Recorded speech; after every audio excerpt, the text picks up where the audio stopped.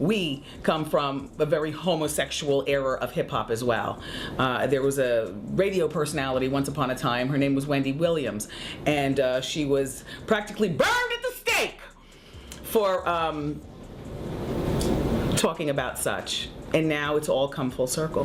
There were many situations, none of which to talk about, but there were many situations back in the day in my career, and it's all coming full circle now. So, well, if there's one thing Wendy watchers are missing, it has got to be Wendy Williams' perspective on everything that has happened to Diddy. Right now, she'd be in her chair going something like, "Clap if you are shocked." But didn't she try to warn us, though, about people like Diddy and Jay Z? It's quite honestly, I think that this is the kind of couple that will stay together because it's good for business and because they don't want to disappoint us. They reportedly are trying to figure out a way to split without divorcing.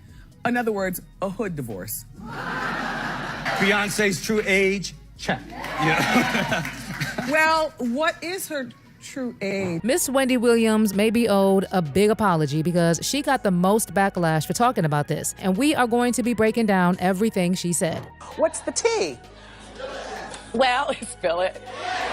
Here I go. For starters, back when Charlamagne the God was Wendy's radio co-host in 2009, Wendy invited former Bad Boy rapper Mark Curry on her show to talk about his book, Dancing with the Devil, How Puff Burned the Bad Boys of Hip Hop. The devil in this case was obviously Diddy. And during the interview, Mark said, "This is a man that has a shadow of things that follow him, and it will rain on you too. So it's really all about the dark cloud." He also said a few more things referencing Diddy, and one thing was clear throughout. Wendy agreed with everything he said. The other thing is that Wendy did have a lot to say about the relationship between Diddy and Cassie, mostly because she felt like there was a balance of power issue between Diddy and Cassie that was always in Diddy's favor and never in Cassie's. You know, my thing about when you date a mogul is that it's really difficult to avoid them because if you use your head, you never know when they're gonna pop up on the scene.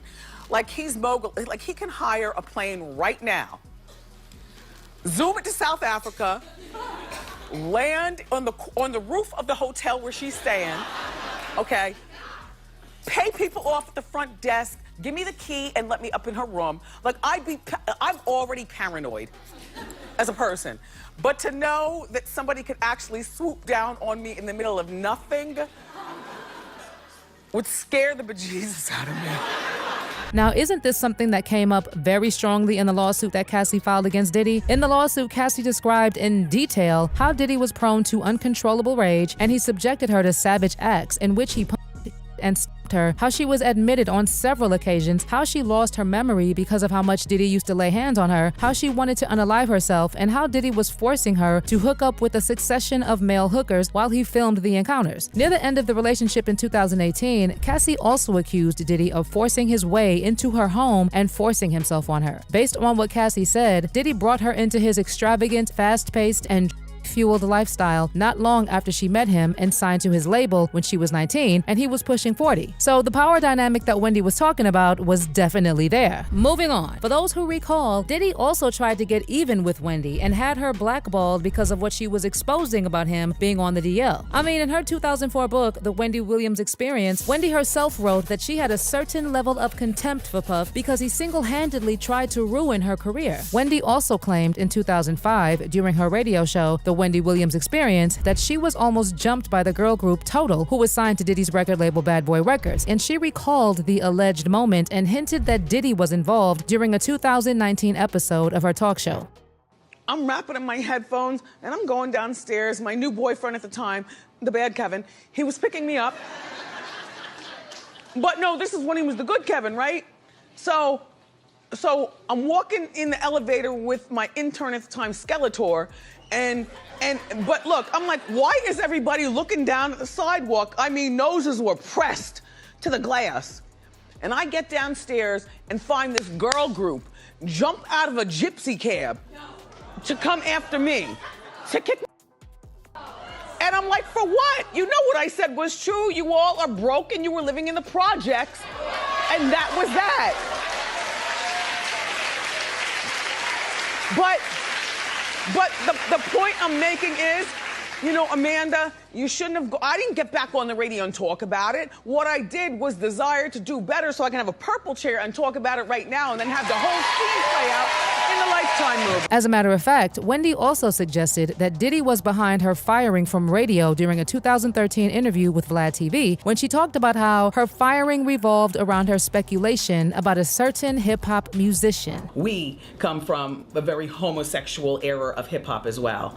There was a radio personality once upon a time. Her name was Wendy Williams, and she was practically burned at the stake for talking about such. And now it's all come full circle. There were many situations, none of which to talk about, but there were many situations back in the day in my career, and it's all coming full circle now, so. Well, for someone who tried to ruin Wendy's career for all the things she exposed, Hot Topics would have broken the internet these last couple of weeks. And just like Wendy had been saying over the years, Diddy was guilty of a couple of things, and he was arrested in Manhattan roughly 6 months after federal authorities raided his luxurious homes in Los Angeles and Miami. Prosecutors actually said in court papers that they had interviewed more than 50 people and witnesses, and they expect that number to grow. In the grand jury indictment, federal agents reported finding not only 1,000 bottles of baby oil, but also 3 AR-15s at Diddy's residences in Miami and Los Angeles. Knowing Wendy, I'm sure she would have had a field day with those 1,000 bottles of baby oil. Anyway, these items were reportedly part of a larger operation involving Diddy's freak-offs, where he allegedly hosted wild fueled parties. The indictment actually details the use of these supplies in extravagant gatherings, including controlled substances, extra linens, and lighting. It also goes on to detail how Diddy and coerced women and others around him to fulfill his desires, protect his reputation, and conceal his conduct. He's also accused of using his staff, money, and influence to build his business empire, and ultimately a criminal enterprise where he took part in a bunch of crimes not limited to forced labor, kidnapping, arson, bribery, and obstruction of justice. The indictment also details numerous occasions from at least in or about 2009 and continuing for years where Diddy mistreated women by, among other things, dragging, throwing objects at, them. In addition, the indictment went on to say that Diddy lured women in under the pretense of a relationship and forced them to engage in freak-offs using physical and other forms of force. The freak-offs are also described as elaborate and produced intimate performances that Diddy allegedly arranged, directed, during, and often electronically recorded. Then it notes how Diddy's staff often booked hotel rooms and stocked them in advance with baby oil, lubricant, sheets, and extra lighting. Apparently, the freak-offs could last for days, and Diddy, together with the other people involved, would often receive IV fluids to recover from whatever they were using. Again, didn't Wendy blow the whistle on these parties, saying that the things that took place there were questionable? Honey, the same Wendy Williams also talked about the 1999 incident that involved Jennifer Lopez, and thought that 1, Diddy was a douchebag for how he handled the situation, and 2, she said she thought something was fishy going on. Guys, didn't we get receipts confirming that Shine was set up to take that fall? And Puffy, you had me speeding through numerous traffic lights, doing in a nightclub.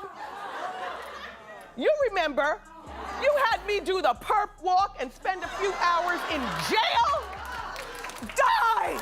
Also, have y'all ever seen the interview Wendy Williams did with Karine Superhead Steffens after she released her book? Karine was basically one of the first people to expose Diddy when she talked about how Irv Gotti pretty much passed her off to Diddy because he was asking about her when they went to his party. She said in her book that there was a lot of use at the party and that she and Diddy ended up hooking up. But Diddy also wanted a man involved, if you know what I mean. Corinne then said that months later, she ended up hanging out with Exhibit, and she runs into a Diddy party again, and they notice a lot of gay activities at the party. According to her, Diddy was on drugs and paranoid that she was going to expose their sessions. Best believe that when Superhead did her interview with Wendy, Miss Wendy was asking all the right questions. Right now, I know y'all can hear Wendy saying, clap if you think Diddy is guilty. Now, when it comes to Jay Z, Wendy was also pretty vocal about him supposedly hooking up with younger women like Foxy Brown, for instance. Foxy and Jay Z collaborated on numerous occasions throughout the 90s, and Jay actually wrote several songs on Foxy's debut album, and the things that Jay Z had Foxy singing were just insane. Tell me why this grown man had a 15-year-old recording to a song with a hook like, ain't no end like the one I got, no one can F you better, sleeps around but he gives me a lot, keeps you in diamonds and leathers, friends tell me I should leave you alone, tell the freaks to find a man if they're wrong. Jay Z also literally wrote that he was running after Foxy Brown in her song Il Nana. He did not rap in the song, but he is the one who wrote that part of the song. First the mansion, then the yacht, sound proper, straight cash, got bloodhounds trying to hunt down the brown fox. Well, the rumor is that Jay Z was 27 hooking up with Foxy at 15, and this is something that Wendy openly spoke about. When Foxy and Jay Z had I'll Be. I'll Yeah, Be? that was a good one. Okay, Foxy was the star of that. Jay Z was standing in the corner, wringing his hands, talking about, okay, all right, what do I do next? And then, you know, this was allegedly a romantical thing. It's all right, I'll say alleged, but we know. Yeah, she hit it before Beyonce. Allegedly. Other than that, there were also reports saying that Jay was also funding Foxy's shopping trips and paying for her hair and nail salon visits while she was still in high school. In fact, people who went to school with Foxy say that Jay Z used to pick her up when she went to school, and according to them, Biggie Smalls used to pick her up too, but they were legit friends. But everybody knew that her and Jay were together. So there's also this wild rumor that there's even tape out there of Jay and Foxy getting down and dirty with Jamie Foxx. And Jay Z made Foxy sign multiple gag orders after she, Jamie, and Jay engaged in a threesome. Coincidentally, not long after the incident, the tape was ironically stolen from her home. And other than the allegation that they engaged in a threesome, there were also rumors that Jay Z even gave Foxy an STD. Allegedly. Wendy knew, guys. She knew. And it wasn't just Foxy Brown, by the way, because the streets have been saying that some of the things Diddy is being accused of, Jay Z has also participated in. Saw Jay-Z. And he was working with R. Kelly, and they were making so many records together. You know, they made all of those records together. They both, Aaliyah.